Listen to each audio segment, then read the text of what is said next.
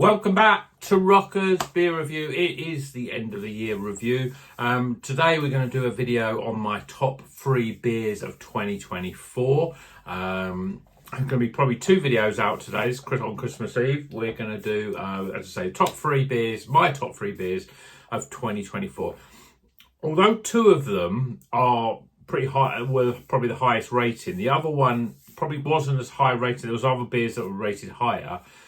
But I just thought that one really sort of stuck out to me as a really great beer that I had this year. And then I'm going to do another video, a separate video with my top 10 breweries of 2024. Because it's a top 3, we thought I'd crack open this beer with a new beer that I've just got. This is a new one from Azvex. I'm not going to do a full review. I'm just going to maybe make some observations. Called Odd Perfect Numbers, 7% IPA. Rivington. I've done really well this year, 2024, and I think you'll see how that is represented in my breweries of the year. This one has got Citra, Amarillo and Mutueka in there. It's just been so consistent with their IPAs. Just very, very good IPAs, really. Lots of choice, lots of different hops. I don't stick with the same sort of hops. And just a very good brewery. So beer in a glass, this one, yellow, a very yellowy beer, 3 fingers of head. We've got this, I thought I'd use me Polly's glass. And smell it smells in the room is, it smells really good. Lots of citrus, you've got orange in there, but sweet orange, you've got limes, lemons, grapefruit. It smells pretty good. Let's just drink it. Cheers, everyone.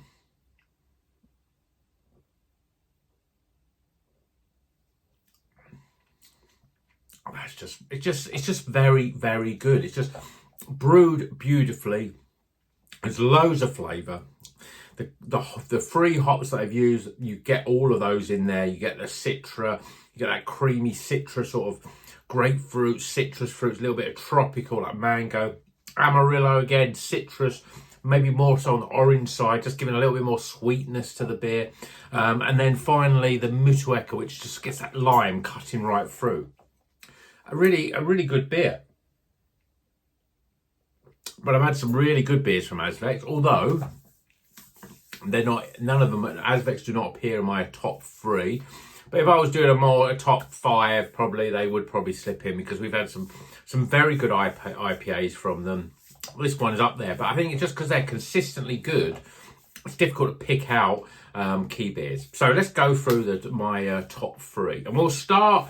We'll do them in order as well. We'll start with number 3, and as I said, this one only got 81. Only it was a highly recommended beer, but this was Rivington, and this was My Good Chaise Long. This is a double dry hop pale ale of 5.5%, and it had Meridian, which I haven't seen it since. I don't know what that actually is. We got Brew One, Mutueka, Mosaic Cryo, and Brew One Lupamax. Brew One is the star of this because that pineapple that Brew One brings, it just made a very good pale ale. And as I said in my review, I don't drink many pale ales these days. I mean, I'm at the point now where I'm probably going to be drinking almost double IPAs exclusively, because they're that's the beer that I really think that I get the most out of, really.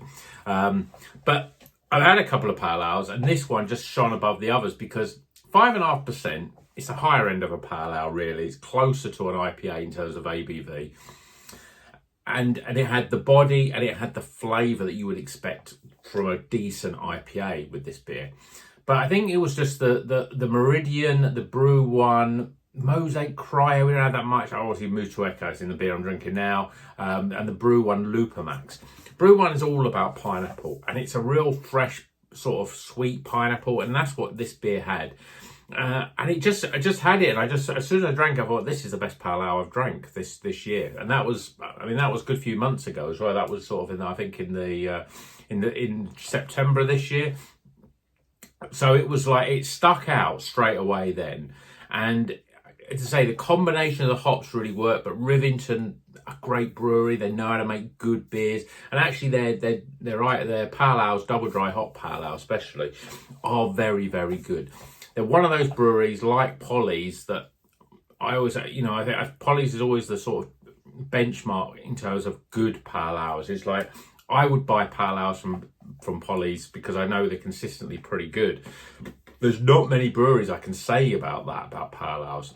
But Rivington, the other ones, and this is a very good one, and it's definitely up there and made me want to, you know, when I looked through the review again, I watched the review before I did this video today, and I thought, God, I've got to buy some more beer with Brew One in it because I do love that hop. I think it brings great flavour that's quite different than lots of other hops out there, and we just don't see it that much either. So it's like it's good to see that we're getting that more still available really. So yeah, my third place, my good Shay Long, yeah, because I remember the video, I had a trouble with the old Long, but it is pronounced Shay Long, basically. 5.5% double dry hop pale ale, number 3 in my top 3 beers. In second place, I'm deciding which will be second and which one first, but I'm going to put this one in second place. So this is a pretty damn recent one. I had this one literally within the last couple of weeks. This was a Cloudwater Double IPA, 8%, called Sul Ponticello. Something to do with music and string instruments and stuff like that. This was an interesting one because I didn't know what the hops were in it. I still don't know what the hops are in it. I'm pretty convinced that El Dorado is probably one of the leading hops. But this was just it came out of nowhere. I didn't have that high expectations of it, but it just tasted great. It's a real lovely sweetness that gives it a real Moorish quality. Jelly tops, which is what I characterise a lot with El Dorado, had this in spades. So it's just a really flavoursome, fruity. You had no idea that it would have been 8%. That it was 8%. The alcohol was very well hidden, and I think it was just because it was a surprise. You know, I wasn't really expecting great things from it, but it was pretty good. And actually, when I've looked through, I've drank reasonable amounts of Cloudwater. Some have been pretty good. So I think you'll probably find that they might find their way into my top 10 somewhere. But yeah, that was a really good beer, and as I say, a fairly recent one. It was a surprise. I think that's the thing. It's just a bit more of a surprise than a lot of beers. It was a little bit different, but it just hit the sweet spot. And sweet being the operative word, because it just was lovely and sweet without being too sweet, if you know what I mean. So that was my second place. My first place, which I know if Nick from Beer Engineers is watching this, is probably going to be throwing up in his glass, because this was a real Marmite beer, really. I think for a lot of people that have had it, but I loved it. Again, the surprise, the fact that it had flavours in it that weren't common. It wasn't full of, you know, the sort of Nelson Sauvin, which is near, and Mutueka and all that sort of stuff is in lots and lots of beers. It was different in flavour. And this was the Polly's and North collaboration with their Parallel Lines. Double IPA, 8.1%. Interesting hops. Cascade, which you don't see that very many often. I don't know which Cascade it is, because there is an Australian Cascade and there's an American Cascade. But a Cascade, Citra, the HBC 1019, which is a new big favourite of mine, which has got that sort of coconut flavour in it and that sort of strawberries and that sort of creamier sort of flavour. It's like Sabro, but it's a little bit more smoother and a little bit more lighter in touch. It's almost like a better version. And then the fourth hop, which is everyone's Marmite hop, or certainly Nick's Marmite hop, is Talus. But the way that Talus was brought into this, it didn't taste like someone was spraying hairspray in your mouth. It had that perfumey sort of flavour, but it was well kept in check with all the other beer, all the other hops.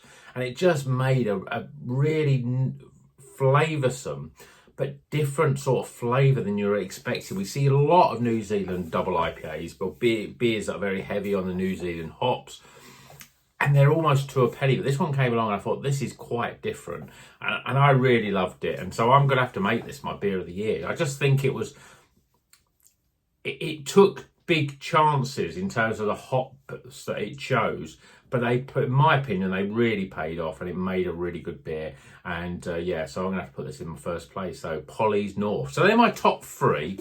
I'm interested to know in the comment. Let me know in the comments what your top 3 beers or one beer that you've had that you just think, yeah, that's really stuck out.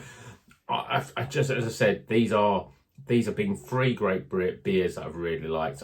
One other thing that I have to say is that double IPAs for me have been, I could quite have easily picked 3 double IPAs in my top. If I was going for numbers, I could have quite easily picked 3 double IPAs in my top 3. But I wanted to, I mean, obviously there's still 2 there, but I wanted to do something different. But double IPAs have been my real sweet spot. And I, you know, again, Nick, if you're watching, I thank you for that, because I watched a lot of your videos this year. You're probably the one YouTuber that I've watched more than anyone else. And I know that you're a massive double IPA fan. And the more I watched you drink them, the more I was encouraged to drink them, and I suddenly got into it as well. So thanks for that, because I think that's double IPAs are my drink, my go-to, as it were. So yeah, they're my top 3. Let me know what your top 3 are. We've hit over 10 minutes, so I'll stop it there. And then remember, if you're not a subscriber, subscribe, like the video, and please comment, tell me what your favourite beers are. And hopefully we'll see you in the next one when I outline my top 10 breweries of 2024. So watch out for that video. And until then, you know what you do. Drink good craft beer like this one from Azvex. And keep on rocking.